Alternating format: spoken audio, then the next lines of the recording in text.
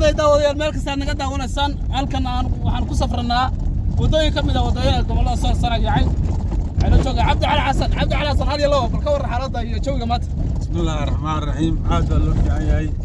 وديك arkaya dhulkii waa aska nabad weyn ma ka dhacday halka waxaan kala hadlayaa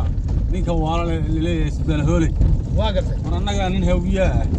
oo dadka gobolada soo liisanaa yaacay waa gartay baashi heat bay marasa hadir heatkii waa dhaqaaqay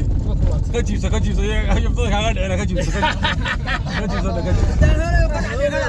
على isla hoolay waxaan leenahay iska tuusaado boogsiga ayaa ku jira hay waxa weeye way dhamaatay lacag lagu doonan jiray af Soomaali beena marka ka jiibso baash waxa weeye baaxma markaa way dhamaxalad adigu ka jibsan magacaada adoo kaabtay baxad ka jiraya waa gartay anu waxaan leeyahay akhyaarta maxaa wada u marinaysaa dhamaan السلام عليكم سوما